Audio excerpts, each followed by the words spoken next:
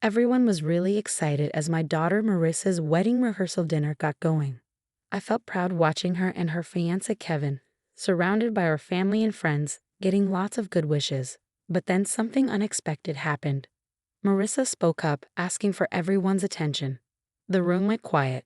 My husband Ron and I looked at each other, confused. Marissa raised her glass. "I want to talk about something important," she said, looking right at me. "Elise, you might think of yourself as my stepmother, but to me, you're just someone I don't want in my life." The guests were shocked, and Ron looked really pale. I felt like I'd been hit hard, like all the air had been knocked out of me by what Marissa said. "What's going on, Marissa?" Ron asked, sounding shaky and shocked. "Don't act like you don't know, Dad," Marissa said with a sneer. "You know that Elise has been trying to become a part of our family since the beginning. Well, I'm done pretending she's not my mom because she never will be." Her words felt like a sharp knife stabbing into me. I looked at Marissa, hoping to see the loving girl I once knew, but all I saw was hatred. "Marissa, please, let's not do this now," I begged, my voice shaking with emotion. "Why not?" she snapped back. "This is my day, and I'll say whatever I want." Ron clenched his fists, trying to stay calm. "That's enough," he said firmly. "We're leaving." Marissa just smirked and turned away, leaving me to face the stares and whispers from the guests. As we walked out, I could feel their judgmental eyes on me, wondering what I'd done to make my own stepdaughter hate me so much. Tears streamed down my face, and I realized everything had changed. In the car, Ron held the steering wheel so tight his knuckles turned white, his face filled with anger and sadness. "I don't understand what's wrong with her, Elise," he said, his voice strained. "But I won't let her hurt you like this." I just nodded, feeling overwhelmed as we drove away from what should have been a happy night, now ruined. I wondered what had happened to the sweet girl Marissa used to be and what this meant for our family. It's hard to say when Marissa started hating me. Maybe it was when I married her dad and became her stepmom. Or maybe it started even earlier, influenced by her mom, Clara. "Don't worry, honey," Clara had told Marissa, running her fingers through her hair. "No one can take your real mom's place." Even then, Clara's words made me feel uneasy, but I tried to ignore it. I wanted to build a good relationship with Marissa, my new stepdaughter. "I'm not here to take anyone's place," I told Marissa gently. "I just want us to be friends." She nodded, but her eyes showed no warmth or love. It felt like there was a barrier between us, fueled by her mom's hurtful words. At first, Marissa was polite, but distant. But as time went on, her true feelings came out. "Why are you always trying to get involved in my life?" she snapped one evening when I asked about her weekend plans. Ron gave Marissa a disapproving look. "Marissa, don't talk to your mom like that." "She's not my mom," Marissa yelled, her face full of anger. "And I'm tired of her pretending she is." Then she stormed off, leaving me hurt by her harsh words. Ron could only shake his head, looking disappointed and resigned. After that, Marissa's dislike for me was obvious. She'd roll her eyes when I came into a room and make mean comments quietly. If I offered help, she'd reject it rudely, like she couldn't stand being around me. "You're not fooling anyone with your fake kindness," she sneered one day when I asked if she wanted a ride to her friend's house. "Marissa, stop it," Ron said, getting frustrated. But she didn't listen. It was clear Clara encouraged Marissa's hatred toward me. Whenever we saw her, she'd smile sweetly, like she was happy we didn't get along. "I don't know what you've done to make my daughter hate you," she'd say with a fake smile, her eyes filled with mean intentions. "But I guess you'll have to deal with the consequences." And deal with them I did. Marissa's hatred kept growing, like a wound that wouldn't heal, making our family life miserable every day. But I didn't realize then that her hurtful behavior was just the beginning of something much worse. Marissa became even more manipulative and mean after she quit college.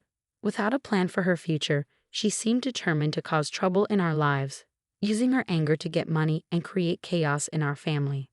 "Give me $5,000, or I'll tell everyone how terrible you've been as a stepmom," she said one day, trapping me in the kitchen. I was shocked.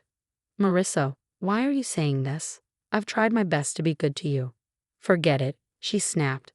"Just give me the money, and I'll leave you alone." I felt desperate as I realized how low she was willing to go. "I don't have that much money right now." "Then you better find it unless you want everyone to know how bad you are." After that, it happened often. Marissa kept asking for more money, and her threats got worse each time I said no. Ron was stuck in the middle, trying to make both of us happy and wondering why his daughter was acting like this. Please just give her what she wants, he pleaded with me one night after another big fight. I can't handle all this arguing. But I knew that giving in would only make things worse. So even as Marissa's threats got scarier, I stuck to my decision. You think you're so perfect with your job at the high school, she sneered. Just wait until everyone sees who you really are. Her words scared me. I could only imagine the terrible lies she might spread, ruining my reputation with my coworkers and the students I cared for. Through everything, Clara was always there, silently supporting her daughter's mean actions. You get what you give, Elise, she'd say when she visited, making me feel even worse. Maybe if you were a better stepmom, Marissa wouldn't act like this. Her words hurt so much, making me feel angry, betrayed, and lost. But in the middle of all this chaos, I started to feel determined. I couldn't just sit back and let Marissa and Clara keep hurting us. If Marissa wanted a fight, she'd get one. It was time to stand up for myself and my family. I needed to show everyone the truth about Marissa's cruelty, even if it meant doing things I never thought I could do. From then on, I promised myself I'd do whatever it took to keep my family safe, even if it meant doing things I never thought I'd have to do. As Marissa's wedding day got closer, she kept asking for more and treating me worse. It felt like she enjoyed making me suffer, testing how much I could take before I broke down. I need $3,000 more for my dress alterations, she said one evening, not even saying hello as she came into the living room. Ron looked at me, begging me to give in, but I couldn't take it anymore. No, Marissa, I've had enough. She acted surprised. What are you going to do, Elise? Cry to Daddy like you always do. I clenched my fists, feeling furious. You ungrateful child. Your dad and I have done everything for you, and this is how you treat us. Marissa laughed, making me even angrier. You're not fooling anyone. You're just a sad, insecure woman trying to buy your way into our family. Her words hurt, but before I could say anything, she said one more thing. You think the school wants someone like you? Marissa said, her voice dripping with malice. Just wait until they find out about your drinking problem. I felt sick to my stomach. Marissa was planning to ruin my career and reputation with lies. Marissa, stop it, Ron yelled, furious, but she just smirked, enjoying the mess she'd made. In that moment, something changed in me. I felt determined to stay strong against all the hurt and anger. I'm done being a victim, I said, my voice firm and steady. Leave and don't come back until you can act like a decent person. Marissa looked surprised by my defiance at first, but then she smirked and leaned in close. You'll regret this, she whispered, her breath hot on my face. With those words, she stormed out, leaving a tense silence behind her. Ron looked at me, seeming lost. I'm sorry, Elise. I don't know what's wrong with her, he said, rubbing his temples. But I knew this wasn't sudden. It was years of Clara's influence. As I thought about Marissa's threats, I felt determined. She thought she could ruin my life with lies, but she was wrong. If she wanted a fight, she'd get one, and I wouldn't play by her rules. Marissa's threats kept replaying in my head, making me more determined to expose her true self before it was too late. I knew I couldn't rely on Ron for help. His love for his daughter made him blind to her cruelty. So I had to handle this on my own. That's when Derek came into the picture. He used to be Marissa's boyfriend before she changed. We ran into each other at the grocery store, and we started talking. Soon, everything started to make sense. She's not who you think she is, Derek told me, looking regretful. She lied to me about you and Ron. I felt really scared when he told me about all the bad things Marissa did. He said Marissa made up stories about me, saying I was trying to control their family and that Ron was mean to them. He believed her because she seemed so sure and angry. But he only realized she was lying after we broke up. As he talked, I started to see how sneaky Marissa really was. She made up lots of lies to make everyone think badly of me. Her mom, Clara, was the one behind it all. Like she was controlling everything behind the scenes. Derek told me that Marissa's mom has been poisoning Marissa's thoughts about you from the very beginning. I realized, feeling sick to my stomach. She's been putting all these twisted ideas in her head, like you were trying to replace her mom. Everything suddenly made sense. I had been the target of their mean plan all along, made out to be the bad person in their story. But Derek didn't stop there. He said Marissa's getting married for the wrong reasons. Not because she loves Kevin, but because she wants his money and status. Marissa doesn't really care about Kevin, Derek said with a laugh. She's just using him to get what she wants. Once she's got what she needs, she'll leave him and find someone else to use. His words shook me to my core. I had always had a feeling that Marissa didn't truly care, but hearing it so plainly was hard to take. After Derek left, my head was spinning with everything he'd said. I'd been letting Marissa and her mom control everything for too long. But now, armed with the truth, I knew I had to do something. It was time to stand up to them, to show everyone what was really going on. No more pretending to be the victim, no more being scared of their lies. I was ready to fight back. On the day of Marissa's wedding, the air was tense as I watched her get ready. But I was determined. This was the day I would reveal the truth. "You look so pretty, my dear," Clara said sweetly, fixing Marissa's veil with a smile. Just like a princess on her big day. Marissa glowed with happiness, soaking up her mother's praise like a flower soaking up sunlight. But it made me feel uneasy. "Yes, it's like a fairy tale," I remarked, unable to hold back, "with a handsome prince and a mean stepmother." Clara's eyes narrowed. But Marissa just laughed, not seeming to understand or care about what I meant. "Speaking of mean stepmothers," she said calmly, "I'm surprised you came at all. After how you've been treating me, I thought you might skip the whole thing." I let out a bitter laugh. "Oh, believe me, I thought about it, but I couldn't miss this moment." Before Marissa could say anything, Ron popped his head into the room with a forced smile. "Everything okay here?" he asked. "Just fine, Dad," Marissa replied sweetly. "Elias and I were just chatting." Her tone dripped with sarcasm, but Ron ignored it. "Well, it's almost time. You ready?" Marissa nodded eagerly, ready to make her entrance. As the music started and the doors opened, I took a deep breath, getting ready for what I had to do. The ceremony went by quickly, with vows that felt empty and fake.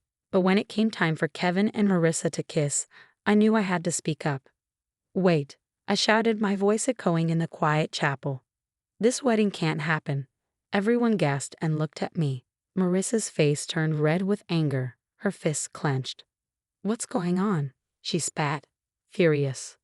I took a deep breath and stared at Marissa firmly. "Marissa, what this means is that I can't stay quiet anymore while you keep lying and manipulating everyone around you."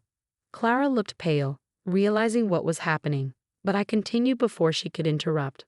I showed them all the proof Derek had given me, texts, emails, recordings, that showed Marissa's lies. "For years, you've been spreading lies and turning people against me, pretending to be the innocent one," I said firmly. "But not anymore. It's time for the truth." I showed everyone the evidence, explaining how Marissa had been deceitful and selfish. The chapel fell silent. Marissa's calm facade cracked, and she looked furious and shocked. You're lying," she yelled, reaching out towards me. "How dare you ruin my special day?" But it was too late. The truth was out for everyone to see. As Kevin's family reacted with shock and dismay, it was clear that Marissa's deceit was unraveling before everyone's eyes. She stood exposed, no longer able to maintain her facade. Despite her past actions, I couldn't help but feel a mix of pity and satisfaction seeing her downfall. The truth had been revealed, and I had won not through trickery, but by exposing the darkness hidden beneath Marissa's lies. The aftermath was chaotic, like a bomb had gone off in the room. The silence was quickly replaced by shouts and gasps as people reacted to the truth. "How could you, Marissa?" someone yelled, their anger palpable. "This was supposed to be my special day." "Your special day was built on lies," I retorted firmly. "You can't deceive people forever." Marissa looked ready to argue, but Kevin stepped forward, his eyes filled with hurt and disbelief. "Is it true?" he asked, his voice trembling. "Were you just using me?" For a moment, there was silence as everyone waited for Marissa's response. I almost felt a twinge of sympathy for her.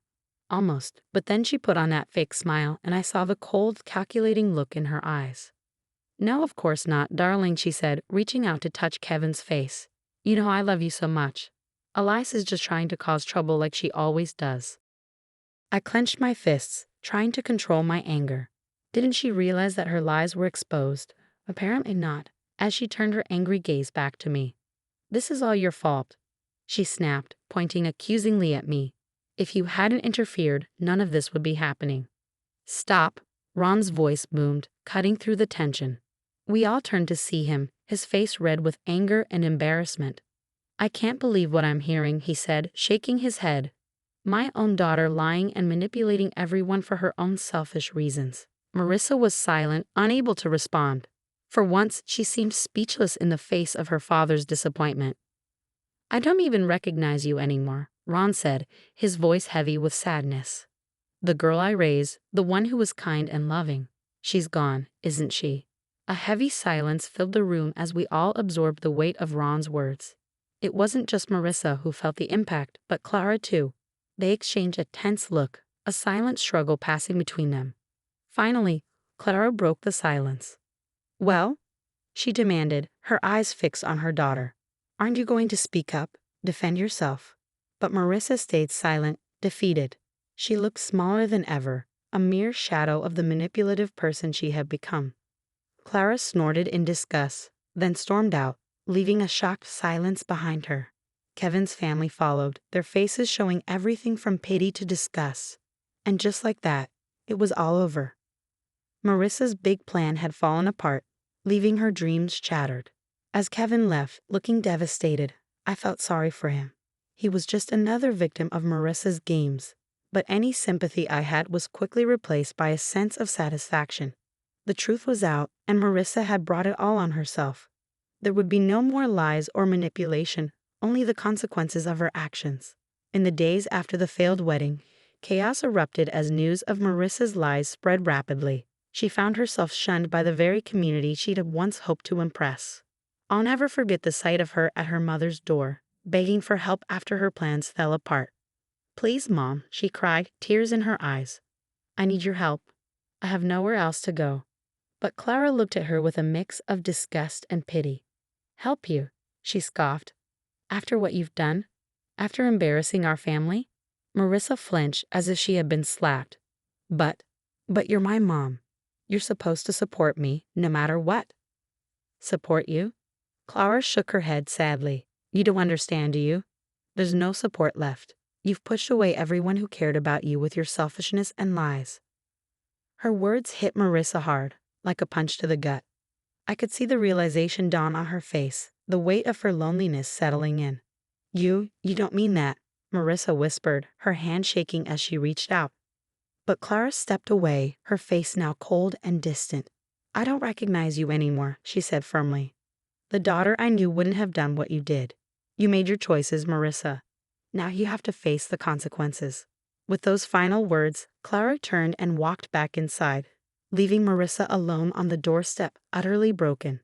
In the weeks that followed, I saw Marissa's once proud demeanor crumble under the weight of her own actions. The places she used to frequent, fancy bars and high-end stores, now treated her with scorn, whispers following her wherever she went.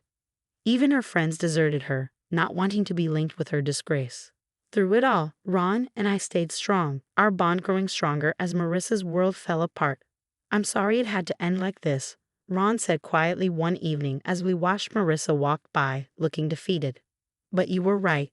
She did this to herself. I didn't say anything, just squeezed his hand gently. Words felt insufficient in the face of such a painful situation. As things settled down and our community began to recover from Marissa's lies, Ron and I received an outpouring of support and gratitude. The families we had helped, the students I had taught, they all came together to thank us for standing up against the manipulation and lies that had threatened to tear us apart.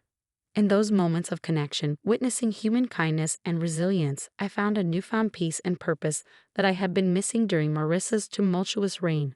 She tried to tear me down, but it was her own selfishness that led to her downfall, revealing the emptiness beneath her facade. Ram and I would move forward, stronger from the experience. If our story could encourage others to stand against manipulation and embrace honesty, then perhaps something positive could come from Marissa's downfall.